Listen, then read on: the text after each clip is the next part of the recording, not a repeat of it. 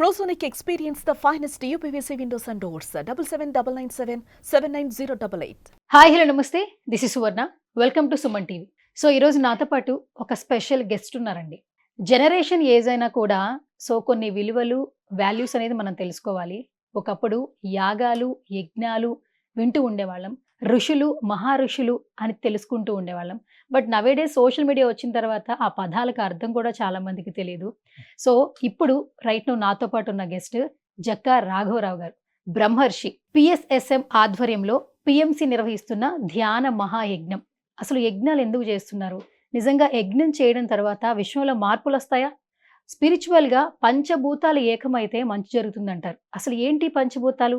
విశ్వం నిజంగా మారుతుందా? ధ్యానాలు యాగాలు యజ్ఞాలు మన విశ్వం మీద నిజంగా ప్రభావితం చూపిస్తాయా? సో తిరుపతిలో ధ్యాన మహాయజ్ఞం సెప్టెంబర్ 16న పెద్ద ఎత్తున ఘనంగా జరగబోతోంది.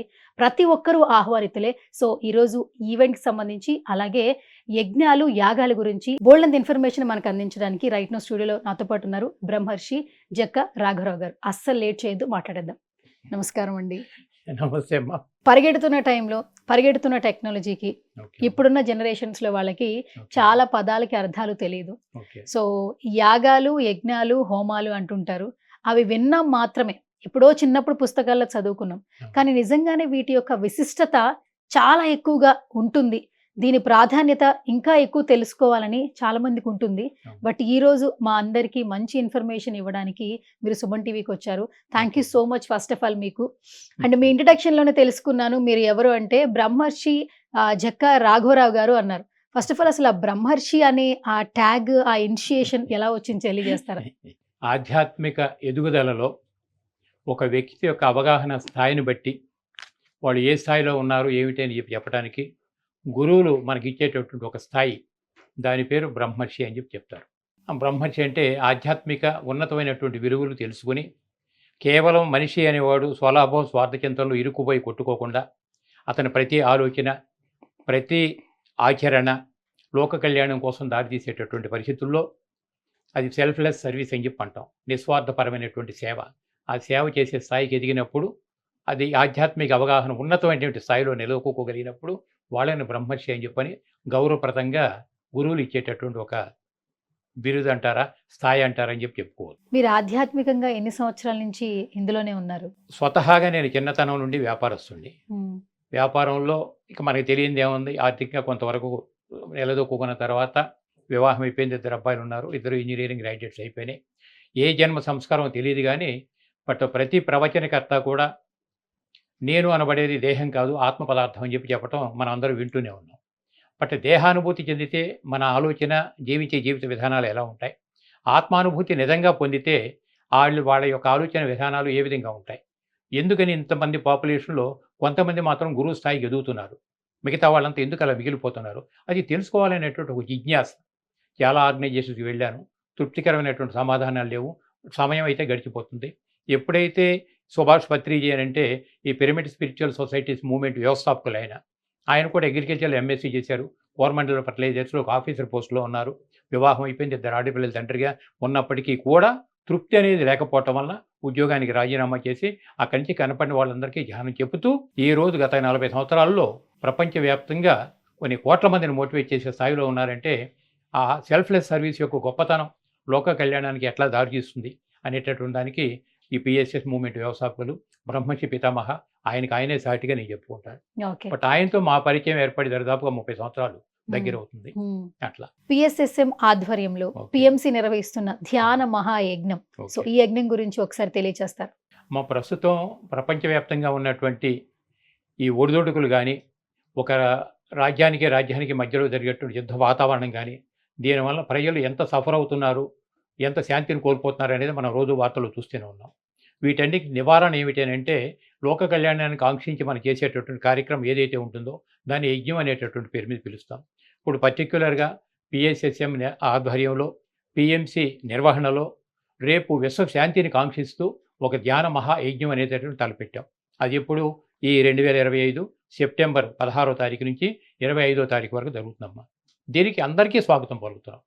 వచ్చేటటువంటి వాళ్ళందరికీ కూడా అవకాశం ఉన్నంత వరకు ఉచిత వసతి, ఉచిత భోజన ఏర్పాట్లు అక్కడ పిఎంసి ఛానల్ వాళ్ళే చూసుకుంటారు. నిర్వహిస్తున్నారు. కాస్త ఉండగలిగిన వాళ్ళు పెద్ద పెద్ద హోటల్ చాలా ఉన్నాయి కాబట్టి కాస్త ఆర్థిక స్తోమత కలిగిన వాళ్ళు హోటల్స్లో ఉండొచ్చు. బట్ ఉండలేనటువంటి వాళ్ళకంటే ఉచితంగా మేము అక్కడ ఏర్పాట్లన్నీ చేస్తాం. ఉండడానికి మిగతా అన్ని కూడా సౌకర్యాలను మీరే చూసుకుంటున్నారు. అంటే వసతి భోజన ఏర్పాట్ల వరకు మేము చూస్తాం. వసతి భోజనం అట్లా ఓన్లీ ఒక్క రోజే కదండి? వారం రోజులమ్మా. వారం సెప్టెంబర్ రోజులు 16 చేస్తున్నా? నుంచి 22 వరకు జరుగుతాయి. సెప్టెంబర్ 16 నుంచి 22 వరకు వారం రోజులు ఏర్పాటు చేస్తున్నారు. వారం రోజుల పాటు. అంటే యాగాలు, యజ్ఞాలు, హోమాలు చేస్తే అంటే విశ్వంలో చాలా మార్పులు వస్తాయి. పంచభూతాలు కూడా స్వీకరిస్తాయి. మనకి మంచి జరుగుతుంది, పాజిటివ్ ఆరా క్రియేట్ అవుతుంది, నెగిటివ్ ఆరా పోతుంది ఓకే. అంటుంటారు. సో ఎంతవరకు దీన్ని నమ్మచ్చండి? ప్రాక్టికల్ ఎవిడెన్స్ అమ్మ ఇవన్నీ కూడా. అనుభవించిన వాడికే అనుభవ జ్ఞానం దొరుకుతుంది. బట్ థియరీ అనేది పట్టుకుంటే మనకేం సమాధానాలు దొరకవు. బట్ అనుభూతి చెందగలిగినప్పుడు తెలుస్తుంది. ఇప్పుడు అందులో మనం నిర్వహించేటటువంటి యజ్ఞం పేరు ధ్యాన మహాయజ్ఞం. యజ్ఞం అన్నప్పుడు సమిధలు వేయటం ఇవన్నీ జరిగేటటువంటిది ఒక స్థాయి వరకు. అది వాతావరణంలో కాలుష్యాన్ని నివారణ ఎట్లా అనే దాని మీద. ఇప్పుడు మనం నిర్వహించేటువంటి ధ్యాన మహాయజ్ఞం అంటే వేలాది మంది ధ్యానులు ఒక ప్రదేశంలో కూర్చుని, అది కూడా శక్తి క్షేత్రాలైనటువంటి తిరుపతి లాంటి పుణ్యక్షేత్రాల్లో కూర్చుని వేలాది మంది ధ్యానులు నిర్వహించేటటువంటి యజ్ఞం ద్వారా ఏ ధ్యాన శక్తి తరంగాలు అయితే వెలువడుతుంటాయో ఈ యొక్క శక్తి తరంగాలు ప్రపంచవ్యాప్తంగా ఉన్నటువంటి దాన్ని శాంతపరచడానికి ఉపయోగపడుతుంటాయమ్మా. దాన్ని దృష్టిలో పెట్టుకుని ప్రతి సంవత్సరం డిసెంబర్లో మేము ధ్యాన మహాయజ్ఞం కర్తాల్లో చేస్తాం. అదనంగా ఇప్పుడు ఏమిటంటే ఇక ఈ పిఎంసీ నిర్వహణలో మళ్ళీ విశ్వశాంతిని కాంక్షించి రేపు పొద్దున్న ఇది నిర్వహిస్తున్నాం. అందరూ రావచ్చు దానికి, ఓకే. ఎవరైనా రావచ్చు. వారం రోజుల పాటు ఉంటుంది. ప్రతిరోజు ఉదయం నుంచి 3 గంటలు, సాయంత్రం ఒక 3 గంటలు, 6 గంటల సేపు కంపల్సరీగా ధ్యానం ఉంటుంది. ఓకే. ఈ ధ్యానంలోనే శక్తి తరంగాలు అనేవి బయటకు వస్తాయి. అంటే రాఘవరావు గారు యాగాలు, హోమాలంటే పూజ చేస్తూ అంటే దానికి ఒక కార్యక్రమం ఉంటుంది, దానికి ఒక నిర్వహణ ఉంటుంది. అవును. అలాగే ఈ ధ్యాన యజ్ఞం ఏ విధంగా జరుగుతుందో ఆ ప్రాసెస్ ఏమైనా తెలియజేస్తారు? అంటే ఈ పూజా కార్యక్రమాలన్నీ ప్రాథమిక స్థాయిలో ఇవన్నీ కూడా మ్మ్. ప్రాథమిక స్థాయి. వ్యక్తిగతమైనటువంటి లాభం కోసం ఇళ్లలో కానీ ఊడికెళ్ళి మనం దండాలు పెట్టి కోరికలన్నీ కూడా వ్యక్తిగతంగా ఉంటుంటాయి. ఇప్పుడు మనం నిర్వహించేటటువంటి స్థాయి ఏంటంటే లోకో సమస్త సుఖినో భవంతు అంటాం. లోకమంతా హాయిగా ఉన్నప్పుడు మనం అందులో కూడా ఒకళ్ళు మనమే ఉంటాం. కాబట్టి ఇక్కడ ఏమవుతుందంటే ఇప్పుడు ఇంత మీతో చెప్పినట్టుగా ఈ ధ్యానం వేలాది మంది కలిసి కూర్చొని చేసేటటువంటి ధ్యానంలో అది వెలువడేటటువంటి శక్తి తరంగాలు అవి బయటకు వస్తాయి. అవి కాస్త అవగాహన బాగా పెరిగినటువంటి వాళ్ళకి ఈ కాన్సెప్ట్ అర్థమవుతాయి. జనరల్గా హోమం యజ్ఞాలు చేస్తున్నామంటే సమితులు వేయటం ఇటువంటివన్నీ చేస్తాం. అది ప్రాథమిక స్థాయిలో కొంతవరకు ఉపశమనం కలిగిస్తుంది. అవి యజ్ఞాలే. బట్ ఇవి యజ్ఞాలే. వాటన్నిటికంటే ఉన్నతమైనటువంటి స్థాయిలో ధ్యానం అనేటటువంటి ఉంటుంది. ఎందుకంటే ఆధ్యాత్మిక ఒరవడిలో మెట్లుగా అంచెలంచెలుగా మనం చెప్పుకోవాలంటే ప్రాథమికంగా పూజలతో మొదలైతే పూజలు, తర్వాత స్టెప్ స్తోత్రపారాయణ, లలిత శాస్త్రం కానీ విష్ణు శాస్త్రం కానీ స్తోత్రపారాయణలు, ఇంకా ఒక మెట్టు పైకెక్కితే ఏ గురువు ద్వారా ఉపదేశం తీసుకుంటే మంత్రోపాసనలు. ఈ మంత్రోపాసన ద్వారా కొన్ని సిద్ధులు రావచ్చు, అవి కూడా వ్యక్తిగతం అవుతాయి. ఇవన్నీ దాటితే తప్ప ధ్యానం అనే కాన్సెప్ట్లోకి ఎంటర్ కావు. బట్ ఆ ధ్యానం అనేటటువంటిది ఏంటంటే స్వలాభ స్వార్థ చింతనలు కాసేపు జరిగినప్పటికీ జరగకపోయినా ముందు లోకల్యాణానికి మాత్రం అద్భుతంగా ఉపయోగపడతాయి. దానికోసం నిర్దేశించింది ఇప్పుడు రేపు మనకి చేయబోయేటటువంటి ధ్యాన మహాయజ్ఞం తిరుపతి. ఇంతకుముందు నేను ఒక మాట వినేదాన్ని సార్, ధ్యానం చేస్తే జ్ఞానం వస్తుంది అంటుంటారు. సో చాలా మందికి ఇప్పుడు నవేడేస్ ఏంటంటే నెగిటివిటీ ఉన్న చోటే ఎక్కువ మంది తిరుగుతూ ఉంటారు, అక్కడ ఉన్నటువంటి ప్లేస్లోనే ఎక్కువగా టైం స్పెండ్ చేస్తూ ఉంటారు. దానికంటే ధ్యానం చేయండి, మీకు యోగం కలుగుతుంది, జ్ఞానం కలుగుతుంది అని చెప్తూ ఉంటారు స్పిరిచువల్ వేలో ఉన్నటువంటి వాళ్ళు, ఆధ్యాత్మికంగా ఉన్నటువంటి వాళ్ళు. ఓకే. సో ఇది ఎంతవరకు నమ్మొచ్చు అంటారు? ఇప్పుడు అంటే అమ్మా కాస్త విశాలమైనటువంటి దృక్పథంతో మనం ఆలోచించే స్థాయికి ఎదిగుంటే మనకి సత్యయుగం అంటే కృతయుగం అయిపోయింది. తర్వాత రామాయణం చెప్పుకునేది త్రేతాయుగం అయిపోయింది. కృష్ణ పరమాత్మ భగవద్గీత ఇచ్చేది ద్వాపరయుగం అయిపోయింది. ఇప్పుడు కలియుగం అయిపోయింది. కలియుగం అంటే సత్యయుగంలో ధర్మం 4 పాదాలు ఉన్నప్పుడు త్రేతాయుగంలో 1 పాదం పోయి 3 పాదాలకు వచ్చింది.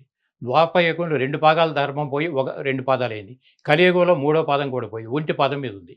అంటే మానవుడి యొక్క దిగదారిపోయేటటువంటి ఆలోచనలను బట్టి మనకి దాని యొక్క ప్రకృతించి మనకు వచ్చేటటువంటి ఆ లబ్ధి ఏమిటనేది మనకు అర్థమవుతుంటాయి. ప్రళయాలు వచ్చినా ఇంకోటి వచ్చినా మానవుడి యొక్క దిగదారిపోయిన ఆలోచన విధానాలు బట్టే ప్రకృతి యొక్క స్పందనలు ఉంటాయి మనకి. వాటన్నిటిని మనం తృప్తికరంగా ఉండాలంటే మన ఆలోచన విధానాల్లో మార్పు రావాల్సి వస్తుంది. దృక్పథం విశాలం కావాల్సి వస్తుంది. ఎంత విశాలమైన దృక్పథంగా ఉంటే అందరూ బాగుండాలి, అందులో నేను ఉండాలని కోరుకుంటాం. అది సంకుచితం అయిపోయింది అనుకోమ్మా, నేను నా వరకే పరిమితం అవుతుంది. పూర్వం మనకు ఉమ్మడి కుటుంబాలు ఉన్నప్పుడు ఆత్మీయత అభిమానాలు ఎంత ఉండేవి. ఇవాళ పరిస్థితుల్లో ఆత్మీయత అభిమానాలు ఎంత లోపించి కేవలం రూపాయి ప్రపంచం అంత పరిస్థితులు పరుగులు పెడుతున్నారు. కొన్ని పరుగులు పెట్టినారు, బాగానే ఉంది. దేని వెనకాల? డబ్బు కోసం. డబ్బు ఉన్నటువంటి వాళ్ళంతా సుఖశాంతులతో ఉన్నారా? మనకు కనపడుతూనే ఉన్నాయి.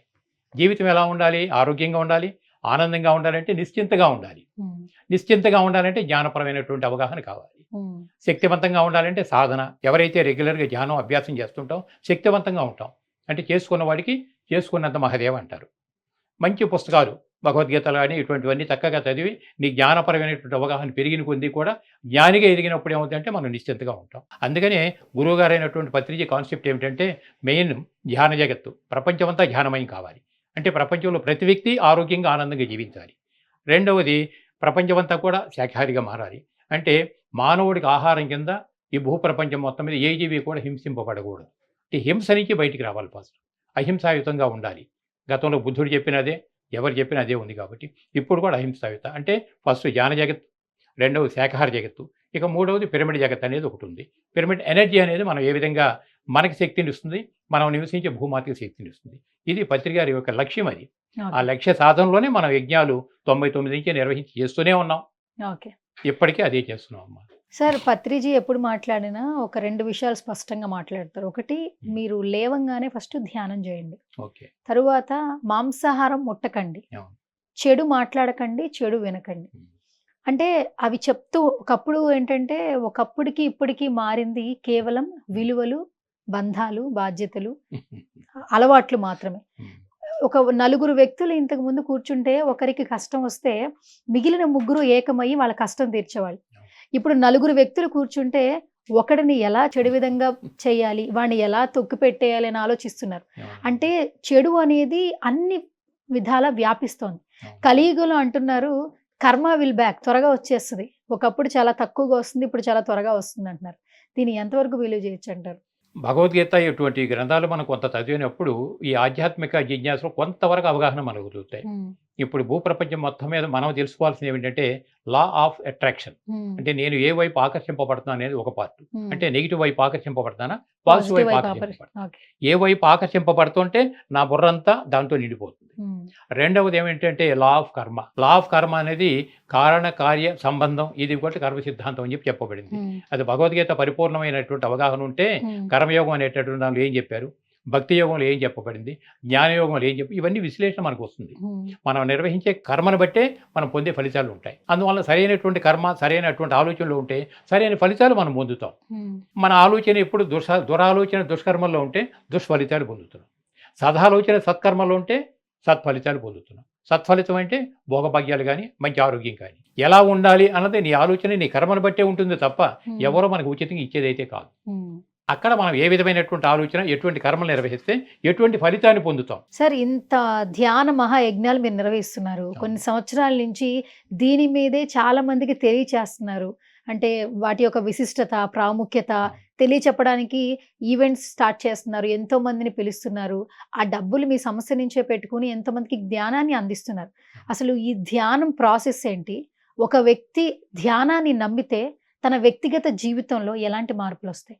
మార్పు రావటం అనేది గ్యారంటీ వస్తుందమ్మా. ఎందుకంటే అనాదిగా మనకి యోగా అనేసరికి పతంజలి మహర్షి గుర్తొస్తారు. ఆయన చెప్పినటువంటి యోగం ఏమిటంటే యోగ చిత్త వృత్తి నిరోధ అన్నారు.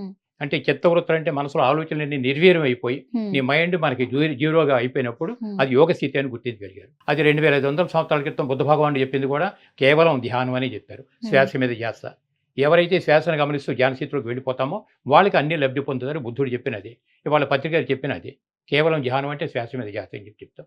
ఇది ఎందుకంటే అలసిపోయినటువంటి శరీరానికి ఉపశమనం, శాంతి ఎలా అయితే రెస్ట్ అనేది ఎలా కావాలో మనసు కూడా ఆలోచించి వెక్స్ అయిపోయినప్పుడు రిలాక్స్ ఇవ్వటం కావాలి. అది యోగా విద్యలో ఏమవుతుందంటే మనసు కూడా రిలాక్స్ అవుతుంది. దాని మీద మనం కాస్త ఉన్నతంగా ఎదగటానికి అవకాశాలు కలుగుతాయి. Be positive always. అట్లా ఉంటుందమ్మా ఇవన్నీ కూడా. అది అనుభవించే వాడికి తెలుసు. ధ్యానం అంటే it is not theory, complete 100% practical. అది ప్రాక్టికల్గా అనిపించే థియరీ ఏమిటంటే నేను మీతో చేసే పద్ధతి చెప్తా, అదే థియరీ. మీరు ఆచరణలో ఎంత చేయగలిగితే అంత లబ్ధి పొందుతారు. ఆ లబ్ధి అందరూ పొందాలని మా కోరిక. పురాణాల్లో, ఇతిహాసాల్లో ధ్యానం గురించి చాలా గొప్పగా లిఖించబడిందని చెప్తూ ఉంటారు సార్. మా జనరేషన్ వాళ్ళకి ఏమైనా కొన్ని మంచి మంచి విషయాలు తెలియచేస్తారు? ధ్యానం అమ్మ చేసుకున్న వాడికి చేసుకున్నంత మహదేవనమ్మ ధ్యానం అనేటటువంటిది. తర్వాత గృహిణిగా ఆడవాళ్ళు మీ ధర్మాలన్నీ మీరే నిర్వర్తించుకోడు, పని మాని కూర్చోమని చెప్పి ఎప్పుడు చెప్పాల. అలాగే మగవాళ్ళు ఉన్నట్లయితే ఉద్యోగం చేసినా, వ్యాపార వ్యవహారాల్లో ఉన్నా మీరు కార్యక్రమాలు చేసుకుంటూ ఖాళీగా ఉన్నటువంటి ప్రతి సమయాన్ని సద్వినియోగం చేయాలి. అయితే నువ్వు కూర్చొని చక్కగా ధ్యానం చేసుకోవాలి, లేదంటే మంచి బుక్స్ చదవటం అలవాటు చేసుకోవాలి. లేదంటే మంచి సజ్జన సాంగత్యం ఉంటాం. సత్యాన్వేషణలు ఎవరైతే ఉంటారో వాళ్ళ సాంగత్యం ద్వారా మంచి విషయాలు ఎప్పటికప్పుడు మనం తెలుసుకోగలిగితే ముందు మన మైండ్ని మనం ప్లెజెంట్గా పెట్టుకుంటాం. మనం పూర్వం మనకి లెస్ లగేజ్ మోర్ కంఫర్ట్ అనే ఒక పదం వింటుంటాం. శాలరీలు ఎక్కువగా ఉన్నప్పుడు ప్రయాణాలు చేయడానికి బరువు అనిపిస్తాయి. లెస్ లగేజ్ మోర్ కంఫర్ట్ అంటే ఇప్పుడు మనం అర్థం చేసుకోవాల్సింది ఎంతవరకు పనికొస్తే అంతవరకు నేను నా బుర్రలో పెట్టుకోవాలి. లెస్ లగేజ్ ఇక్కడ ఎంత తక్కువగా ఉంటే చెత్త ఇది అంత శుభ్రంగా ఉంటుంది. ఇవాళ పనికొచ్చేది పనికిరాని మొత్తం మనకే కావాలి బుర్రలో. మనకేమైనా ఉపయోగం ఉందా? ఇద్దరు వ్యక్తులు కలిస్తే మాట్లాడుకునేదంతా మూడో మనిషిని గురించి. నువ్వు ఏం పుస్తకాలు చదివానన్నా అందులో అంతరార్థాలు ఏమిటి, సాధన ఎలా చేస్తున్నావు, దానిలో ఏ విధంగా నీ శక్తి వస్తుంది, ఇట్లాంటి మాటలు ఉన్నాయో వాడ. కాబట్టి ఏది కరువు అయితే మానవ జీవితాలు ఈ విధంగా దిగజారిపోయాయో దాన్ని మళ్ళీ తిరిగి మనం వృద్ధి చెందగలిగినట్లయితే ప్రపంచంలో ఉన్నటువంటి మానవాళి మొత్తం ఆరోగ్యంగా ఉంటారు అనేటటువంటిది ఇవాళ ఐక్యరాజ్య సమితులు గుర్తించబట్టే ఎప్పుడో గతంలో మనకి ప్రతి సంవత్సరం జూన్ 21వ తారీఖు వరల్డ్ యోగా డే కింద డిక్లేర్ చేశారు. ఇప్పుడు మొన్న రీసెంట్గా ఏమైంది, ప్రతి సంవత్సరం డిసెంబర్ 21వ తారీఖు వరల్డ్ మెడిటేషన్ డే కింద డిక్లేర్ చేశారు. అంటే ఐక్యరాజ్య సమితి ప్రపంచవ్యాప్తంగా మెడిటేషన్ డే కింద డిక్లేర్ చేయాలంటే గుర్తించబట్టా లేదా? అన్ని దేశాల యొక్క ఆమోదం పొందిన తర్వాత ఇంకా మనం అనుమానిస్తున్నాం అని అంటే మనం ఏ వైపు ఆకర్షింపబడుతున్నాం? మన ఉపయోగం కోసమే చెప్పింది వరల్డ్ మెడిటేషన్ డే అనేది. అదే మా పరిస్థితి. అది భగవద్గీతలో కూడా ఒక మంచి లైన్ ఉంది సార్. కర్మ సిద్ధాంతం గురించి తెలుసుకుంటే నిజంగా మనిషి అనేవాడు తప్పు చేయడు, మోసం ఇలాంటి నెగిటివ్ ఆలోచనలు అనేవి మైండ్లోకి రావు అంటుంటారు. ఇప్పుడు మీరే చెప్పారు నవేడేస్ ఏంటంటే ఒక నలుగురు వ్యక్తులు కూర్చుంటే ఇంకొకటి ఏ విధంగా వాడిని పాతాళంలోకి తొక్కాలి అనే ఆలోచనలే ఎక్కువగా ఉన్నాయి. ఇంకొకటి ఏంటంటే నిజం చెప్పేవాళ్ళు ఈ రోజుల్లో తక్కువైపోయారు. అంటే నిమిషానికి అబద్ధాలు చెప్పేవాళ్ళు చాలా మంది ఎక్కువ ఉన్నారు. సో కర్మ సిద్ధాంతంలో నిజంగానే అంటే తప్పు మంచికి చెడుకి వ్యత్యాసం చాలా ఉన్నట్లే వాళ్ళకి నిజంగానే ఆ ఎఫెక్ట్, నేను ఒక తప్పు చేశాను అనుకోండి, ఎవరినో ఒకళ్ళని ఇబ్బంది పెట్టాను అనుకోండి, ఆ ఎఫెక్ట్ అనేది నిజంగానే నాకు ఈ జన్మలో ఇప్పుడే నాకు చూపిస్తుంది అంటారా, లేదంటే ఇంకొక జన్మకు బట్టి ఉంటుందంటారా? అసలు అంటే అది మన యొక్క తీవ్రతను బట్టి కొన్ని వెంటనే చూపించవచ్చు, కొన్ని ఆలస్యంగా చూపించవచ్చు. అవన్నీ కేవలం 10 నిమిషాల్లో మనం చెప్పేది కాదమ్మా. ఈ స్పిరిచువాలిటీ అంతా ఎలా ఉంటుందంటే తీగలాగితే డొంకంతా కలుగుతుంది. మనం ఉన్నటువంటి సమయాన్ని మనం సద్వినియోగం చేసుకోవాలంటే కర్మ సిద్ధాంతం అనేటువంటి ఎక్సలెంట్ సబ్జెక్టు. భగవద్గీత మొత్తం కూడా అదే సబ్జెక్టు. ఏది ఆశించి పని చేసినా అది బంధంలో ఇరుక్కుంటాం అని చెప్పింది కర్మ సిద్ధాంతం. అది ఆశించకుండా చేయాలంటే భగవద్గీతలో మరి కర్మయోగాన్ని గురించి అద్భుతంగా నిష్కామ కర్మ అనే పదం వాడాడు. ఇప్పుడు ఇందాక చెప్పాం కదా, దురాలోచన దుష్కర్మలు చేస్తే దుష్ఫలితాలు వస్తాయి. ఏమిటి దుష్ఫలితాలు అంటే అనారోగ్యం, ఆర్థికపరమైన ఇబ్బందులు. సదాలోచన సత్ఫలితాలతో ఉంటే సత్కర్మ చేసినట్టు అవుతాయి. మీకేమవుతాయి, మంచి వస్తుంది, మంచి భోగభాగ్యాలు వస్తాయి, మంచి ఆరోగ్యం వస్తుంది. ఇవి రెండు కూడా బంధంగా ఉన్నప్పుడు అలా కాకుండా ఏం చేయాలంటే భగవద్గీత నిష్కామ కర్మ అని చెప్పని మూడోది పడింది. కర్మణ్యవాధికారస్తే మా ఫలేష్ కథాకిన చక్కగా చెప్పబడింది. ఫలితాన్ని ఆశించకుండా నీ పని నువ్వు చేయి, ప్రకృతి నీకేం కావాలి అవన్నీ ఇవ్వబడుతుంది అని చెప్పాను. ఎంతమంది వాళ్ళు అర్థం చేసుకున్నాం మనం దాన్ని? అసలు ఫలితాన్ని చూడకుండా పనిచేసేవాళ్ళు వాళ్ళు ఎంతమంది ఉన్నారు ఈరోజు? రేపు పొద్దున ఇప్పుడు మేము నిర్వహించేటటువంటి పిఎంసీ నిర్వహణలో జరిగేటటువంటి అంతా కేవలం లోక్ కళ్యాణాని కోసం మనం చేస్తున్నామంటే ఇంకా నాకేమిటి అనేది కాదు. అక్కడ అందరూ బాగుండాలి, అందులో మనం ఉంటాం. అందువల్ల విశ్వశాంతి అమ్మ, కేవలం విశ్వశాంతి కావాలి. ఇప్పుడు సార్ విశ్వశాంతి కావాలంటున్నారు మీరు. గత కొన్ని సంవత్సరాల నుంచి ఆధ్యాత్మిక పర్యవేక్షణలో ఉన్నారు. మీరు మాట్లాడితే ఓం శాంతి అన్నట్టు అంత పాజిటివ్ మాటలే వస్తున్నాయి. కానీ ఇప్పుడు చూడండి సార్, నవేడేస్ ప్రతి ఒక్క రిలేషన్, పెళ్ళిళ్ళు చూడండి సార్, పెళ్లి జరగట్లేదంటే మీకు బ్రహ్మ నిర్వహిస్తాడు ఎప్పుడు పెళ్లి జరగాలి అంటే, పైలోకంలో ఆల్రెడీ ఫిక్స్ అయిపోయి ఉంటుంది పెళ్లి ఎప్పుడు జరగాలి అని అంటారు. అంటే ఒకప్పుడు వివాహ బంధానికి ఉన్నటువంటి ఇంపార్టెన్స్ ఇప్పుడు ఆ ఇంపార్టెన్స్ లేదు. బంధాలకి బాంధవ్యాలకి కల్తీ ఏర్పడుతుంది. అంటే ఆ వాల్యూ అనేది తగ్గిపోతుంది. ఇప్పుడు చూడండి, ఇల్లీగల్ రిలేషన్షిప్స్ కావచ్చు, సూసైడ్స్ కావచ్చు, భార్యాభర్తల రిలేషన్స్ గురించి కావచ్చు. సరే ఇవన్నీ జరుగుతుంటే ఫ్యూచర్ విశ్వంలో ఏం జరగబోతోంది, పంచభూతాలని మనం ఏ విధంగా వాటిని పాజిటివ్ చేయాలి, రోజు రోజుకి ఇవి పెరుగుతున్నాయి తప్పితే ఎక్కడా తగ్గట్లేదు. మరి ఎన్ని ధ్యానాలు చేయాలంటారు, ఎన్ని యజ్ఞాలు చేయాలంటారు? మీరు స్పిరిచువల్గా ఏం చెప్తారు సార్? ఇప్పుడు పంచభూతాలు అనే పదం మీరు చాలాసార్లు వాడారు. దేహం అంతా కూడా పంచభూతాత్మే. పంచభూతాలు కలిస్తేనే పదార్థం ఏర్పడింది మనకి. పంచభూతాలు ఏమిటనేది మన అందరికీ తెలుసు. భూమి, నీరు, అగ్ని, వాయువు, ఆకాశం అని చెప్పని ఆ పదార్థంతో నిర్మింపబడినటువంటి శరీరం పంచభూతాలకి ఇవ్వటం మాత్రమే తెలుసు. జాగ్రత్తగా మనం ఆలోచిస్తే పంచభూతాలు భూమి కావచ్చు, నీరు కావచ్చు, ఇవ్వటం మాత్రమే తెలుసు. కానీ వాటితో ఏర్పడినటువంటి మన శరీరానికి తీసుకుంటాం మాత్రమే తెలుస్తుంది తప్ప ఇవ్వటం ఏమైపోయింది. అంటే మనం అనుకూలంగా ఉన్నావా, ప్రతికూలంగా ఉన్నావా? నువ్వు ఎంత ప్రతికూలంగా నువ్వు ఉంటే నీ స్పందన బట్టి ప్రకృతి యొక్క స్పందన అదే ప్రతికూలంగా ఉంటుంది మనకి. అది ఇదంతా తాత్కాలిక సత్యం. పదార్థం అనేటటువంటి ఇవాళ ఉంటుంది, రేపు వెళ్ళిపోతుంది శరీరం అనేది. దీనిలో అంతర్గతంగా ఉన్నటువంటి ఆత్మ పదార్థం అనేది అది ఎప్పుడు ఉండేది కదా. ఆత్మకు మరణం లేదని భగవద్గీత మనకి ఎప్పుడు చెప్తుందా లేదా? కానీ బట్ ఆత్మానుభూతి చెందిన వాళ్ళు ఎంతమంది ఉన్నారు ఈరోజు? భగవద్గీతలో కృష్ణ పరమాత్మ కూడా చెప్తూనే ఉంటాడు, వేలాది మంది నేను కావాలి అని కోరుకున్నప్పటికీ కూడా ఏ ఒక్కడో కానీ నన్ను చేరలేడు అంటాడు. ఆ ఒక్కడిని నేను ఎందుకు కాకూడదు అనుకున్నప్పుడు ఆధ్యాత్మిక వరంలో కాస్త ముందుకు ఒక అడుగు పడతాయి.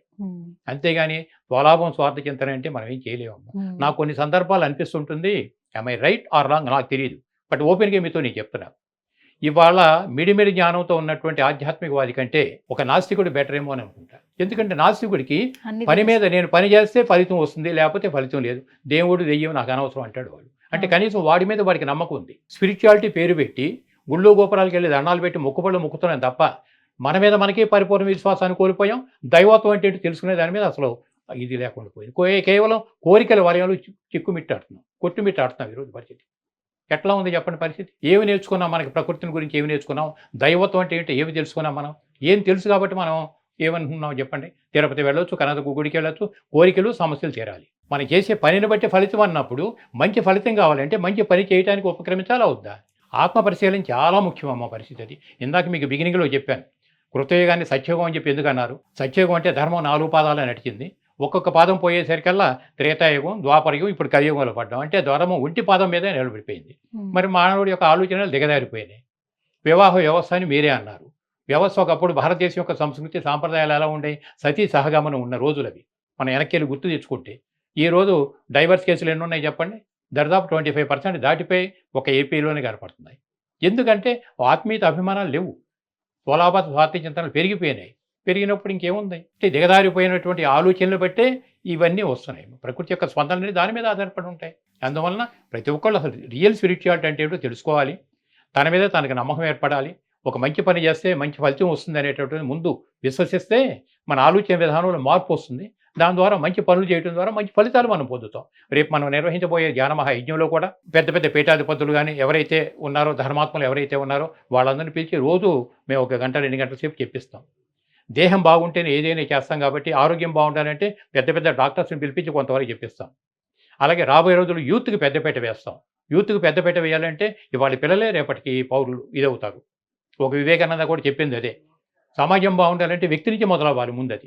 కాబట్టి సమాజంలో యూత్ను బాగుండాలి ఇప్పుడు. కాబట్టి యూత్ కోసం కొంత టైం కేటాయిస్తాం. ఇవన్నీ కూడా బాగా పేరు ప్రఖ్యాతులు ఉన్నటువంటి వాళ్ళు, సెల్ఫ్ సర్వీస్ ఎవరైతే ఇవ్వటానికి ముందుకు వస్తారో వాళ్ళందరినీ పిలిపించి చక్కని జ్ఞానపరమైనటువంటి సందేశాలన్నీ దాని ద్వారా ఇప్పిస్తాం. ఉదయం ఒక 3 గంటల, సాయంత్రం ఒక 3 గంటల, చక్కగా 6 గంటల సేపు ధ్యానం నిర్వహించడం ద్వారా జ్ఞానం యొక్క శక్తి తరంగాలు ప్రకృతికి వెదజల్లబడి మన భూ ప్రపంచం అంతా కూడా ఏ విధంగా ప్రభావితం అవుతుంది అదంతా ప్రాక్టికల్గా తెలిసిన వాళ్ళకి అర్థమవుతాయి ఇవన్నీ కూడా. దానిలో భాగస్వాములు కావటం అని అంటే ఎందుకంటే మహాభాగ్యం లేదు. బలపరచాలనే వాళ్ళంతా తన్ మన దాన్ని ఎలా కావాలంటే అలా బలపరచవచ్చు. లోక కళ్యాణంలో మనం కూడా భాగస్వాములు అవుతాం. అంతకంటే ఇంకేం కావాలమ్మా ఈ జన్మకి? మీతో మాట్లాడితే చాలా ఇన్ఫర్మేషన్ వచ్చేస్తూ ఉంది. అండ్ ఇంకొక విషయం ఏంటంటే మహాధ్యాన యజ్ఞం. సో ఈ 16th నుంచి సెప్టెంబర్ 16 నుంచి 22 వరకు, సెప్టెంబర్ 16 నుంచి 22 వరకు వారం రోజులు. సో అన్ని ఏజ్ గ్రూప్ లో ఉన్న వాళ్ళకి మీరు అవైలబిలిటీగా ఫ్రీగా ఉచిత సౌకర్యాలు అందిస్తూ ఉన్నారు. వాళ్ళందరికీ ధ్యానం మీద అవగాహన కల్పిస్తూ ఉన్నారు. సో స్పిరిచువల్ గా కావచ్చు, ఆధ్యాత్మికంగా కావచ్చు, ఇంకా మరెన్నో అడుగులు వేయాలని మా సుమన్ టీవీ నుంచి మనస్ఫూర్తిగా కోరుకుంటున్నాం. మీరు ఏదైతే అనుకుంటున్నారో విశ్వశాంతి కోసం, లోక కళ్యాణం కోసం, ఎటువంటి ఇది ఆశించకుండా ఒక నలుగురికి పంచేటటువంటి ఈ జ్ఞానం గురించి మీరు ఏదైతే ఒక అడుగు ముందుకేశారో అలాంటివి ఇంకా చాలా అడుగులు పడాలని మనస్ఫూర్తిగా కోరుకుంటూ థ్యాంక్ యూ సో మచ్. చాలా సంతోషమ్మా. సుమన్ టీవీ ద్వారా ప్రజలందరికీ ఒక మంచి యజ్ఞానికి, ధ్యాన మహాయజ్ఞానికి పిలుపునిస్తున్నందుకు మీకు దానికి రావాలనేటటువంటి సంకల్పంతో ధ్యాన మహాయజ్ఞానికి అటెండ్ అవ్వాలి అనేటటువంటి మరి దివ్యాత్మ స్వరూపులైన మానవ జాతి అందరికీ కూడా నేను నమస్కారాలు తెలియజేసుకుంటూ రేపు తిరుపతిలో మహతి ఆడిటోరియంలో జరిగేటటువంటి ధ్యానానికి అందరూ రావాలని చెప్పని మేము కోరుకుంటున్నాం. ఉచితంగానే ఉంటాయి, అన్ని వసతి ఉచితంగా ఉంటుంది, భోజన ఏర్పాట్లు ఉంటాయి. పెట్టుబడి లేని వాళ్ళు హోటల్ తీసుకుంటవచ్చు, కంఫర్ట్ అయ్యే వరకు వాడుకుంటున్నాం. బట్ అందరికీ నేను స్వాగతం పలుకుతాను. మీ ద్వారా సుమన్ టీవీ ద్వారా కూడా నేను ధన్యవాదాలు తెలియజేసుకుంటున్నాను. నమస్తే అమ్మ. తప్పకుండా. నమస్తే. సుమన్ టీవీలో మీ పర్సనల్ అండ్ బిజినెస్ ప్రమోషన్స్ కోసం కింది నెంబర్కి కాంటాక్ట్ చేయండి.